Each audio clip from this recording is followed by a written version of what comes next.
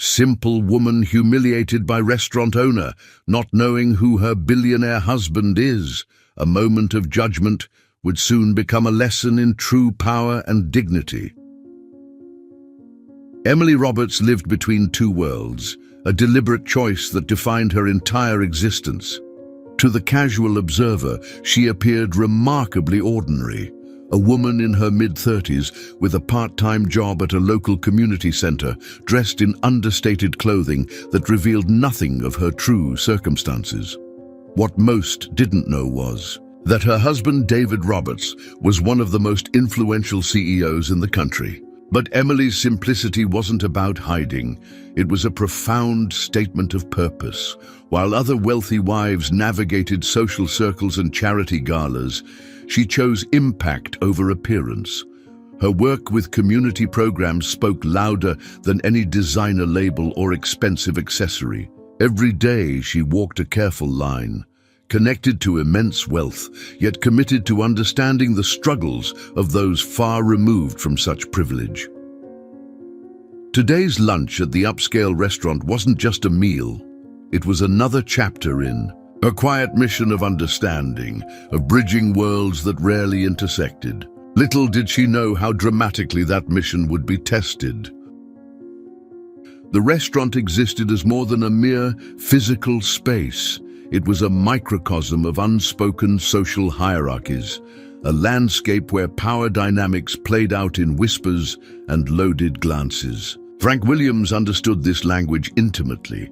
He had built his reputation not just on the quality of his cuisine, but on his ability to curate an environment of exclusive refinement. Emily Rodriguez represented everything that challenged his carefully constructed world. Her presence was deliberate, not a mistake, not an intrusion, but a calculated moment of professional engagement. Years of community work had taught her that spaces were never truly neutral. They were battlegrounds of perception, territories marked by invisible boundaries of class, race, and social expectation. Frank approached her table with the precision of a predator. Each step was a statement, a choreographed display of social gatekeeping. His expensive Italian loafers clicked against the marble floor, a rhythmic declaration of ownership and authority. "This section," he began, his voice a carefully modulated instrument of exclusion, "is reserved for our more discerning clientele." The word discerning hung in the air, a euphemism so transparent it was almost comical. Emily had heard these coded languages her entire professional life. They were never about the actual space, but about who was deemed worthy of occupying it. The maitre d' watched with the practiced neutrality of someone trained to maintain social facades. His discomfort was palpable, a human barometer measuring the rising tension between institutional racism and individual dignity. "I have a reservation," Emily responded. Not a plea, a statement. Her voice carried the quiet confidence of someone who understood power dynamics far more deeply than Frank could comprehend. It wasn't about winning an argument. It was about refusing to be erased. Frank's laugh was a weapon, sharp, intentional, designed to draw attention and humiliate. "Reservation," he repeated, scanning the room, inviting other diners to participate in his performance of ridicule. For what exactly? The nearby clientele, mostly wealthy, mostly white, shifted uncomfortably. Some looked away, embarrassed. Others watched with a mix of curiosity and growing unease. A few older women exchanged knowing glances, recognizing this ritualistic display of social gatekeeping. "Community center outreach programs," Emily said, her voice steady. Frank moved closer. His expensive cologne became a form of psychological warfare, a sensory reminder of the economic disparities between them. "This establishment," he enunciated with surgical precision, "isn't typically used for such discussions." The subtext was crystal clear. You don't belong here. But Emily Rodriguez was not someone who could be easily dismissed or intimidated. Her years of working with marginalized communities had constructed a resilience that went far beyond mere resistance. It was a profound, almost philosophical understanding of systemic barriers, how they were constructed, maintained, and ultimately how they could be dismantled. "The reservation," she repeated, "is under Roberts." A microscopic shift occurred. Something flickered in Frank's eyes, a momentary recognition, quickly masked by pride and deeply ingrained prejudices. The restaurant held its collective breath. Silverware suspended mid-air. Conversations evaporated. Everyone sensed they were witnessing more than a mere confrontation. This was a moment of social reckoning. Emily didn't move, didn't argue. Her very stillness became an act of profound resistance. Frank's face reddened. This was not how these encounters were supposed to unfold. A woman like her, seemingly simple, unassuming, was expected to shrink, to apologize, to vanish. But Frank Williams was about to learn that appearances could be monumentally, catastrophically deceiving, and Emily was about to show him exactly why. We're so close to 1,000 subscribers. Help us reach this milestone and build a community that believes in standing up against judgment. Hit subscribe now and be part of something bigger. The moment David Roberts entered the restaurant, time seemed to stand still. His presence was more than physical. It was a force that recalibrated the entire room's energy. Unlike the dramatic entrances of typical CEOs, David moved with a quiet, deliberate grace that spoke of genuine power. Frank Williams' confident posture began to crumble. The man who moments ago had been so certain in his control now looked like a child caught in an impossible moment. His eyes darted around, searching for an escape, but David's steady gaze locked him in place. "I believe," David said softly, his voice carrying without raising in volume. "My wife was in the middle of her meeting." The other diners watched, transfixed. This wasn't just a confrontation. It was a lesson in dignity, in the invisible lines of respect that truly define social interactions. David turned to the maitre d', his tone calm but absolute. "I'd like you to bring my wife a menu, and I'd like our host," he looked directly at Frank, "to be the one to serve her." The request hung in the air, not a suggestion, a directive that would reshape the entire dynamic of the restaurant. Frank's world began to visibly shrink. The man who had been so certain of his power now looked small, insignificant. His designer suit, his carefully cultivated attitude of superiority, all of it suddenly seemed paper-thin. Emily sat, a small smile playing at the corner of her mouth. She didn't need to say a word. Her husband's arrival had already rewritten the narrative of the moment. Here's a deeper, more nuanced version of the chapter. The moment David Roberts entered the restaurant, the very atmosphere changed. It wasn't a dramatic entrance. It was a systematic dismantling waiting to unfold. Frank Williams, who moments ago had been the undisputed master of his domain, now looked like a man about to be surgically dissected. But this would be no ordinary takedown. David moved with the calculated precision of a surgeon, his every step a deliberate instrument of justice. The other diners sensed something profound was about to happen, a reckoning that went far beyond a simple lunch. "Serve her," David said, his voice a razor-sharp whisper that cut through the restaurant's elegant facade. Frank's world began to crumble. "Not through violence, through exposure. I want you," David continued, his voice carrying to every corner of the restaurant, "to understand exactly what you've done." He pulled out a folder, crisp, pristine, the kind of document that speaks of meticulous preparation. "Frank Williams," David announced, "owner of this establishment, let me introduce you to the consequences of your actions." The folder opened.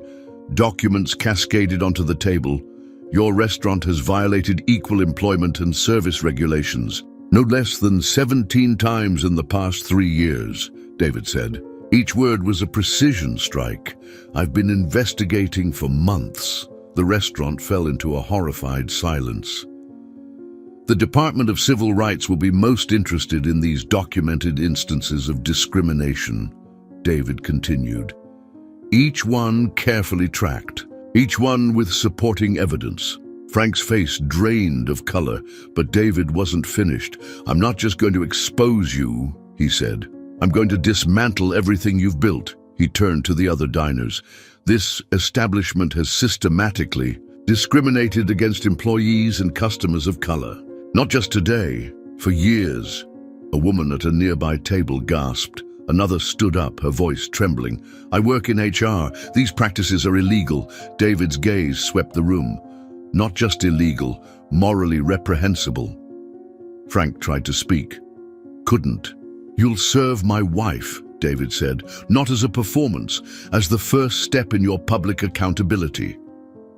The maitre d' approached, visibly shaken.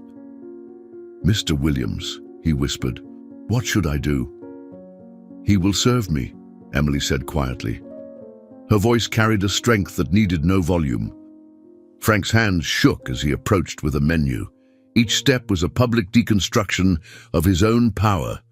The daily special, Emily said. David's hand rested lightly on her shoulder, a gesture of support, of solidarity.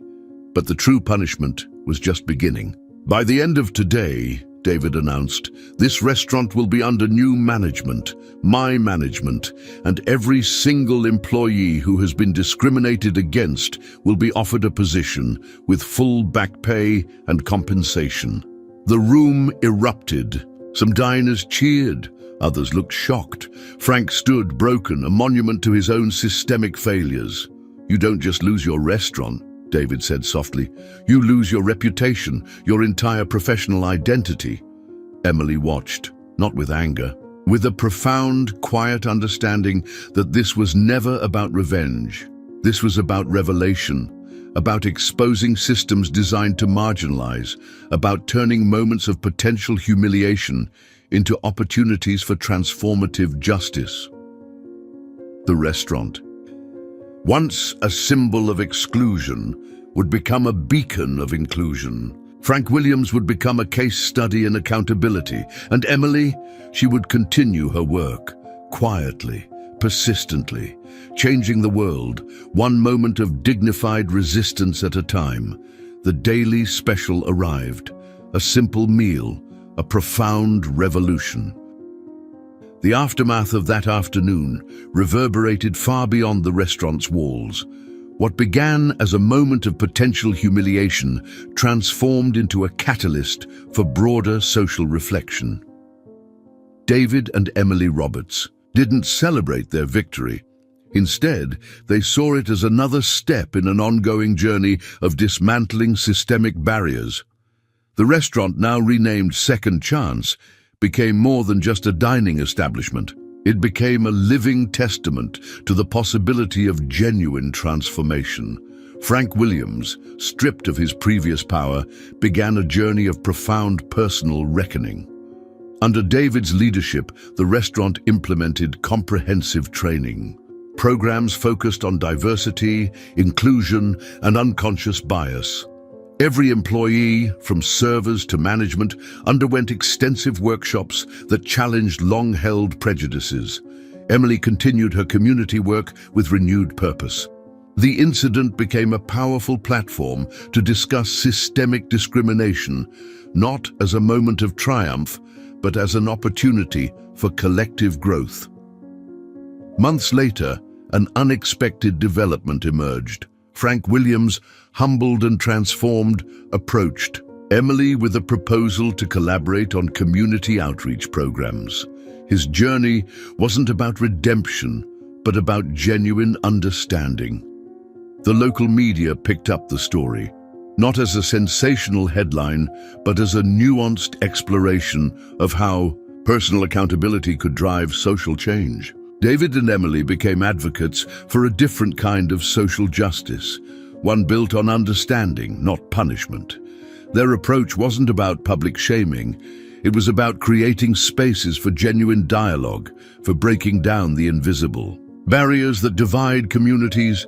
The restaurant became a symbol of something larger. A reminder that change doesn't happen through grand gestures, but through consistent, compassionate action.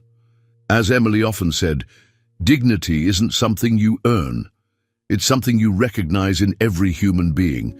Their story spread, not as a tale of victory, but as a blueprint for how individual moments can spark broader societal transformation. Some stories end.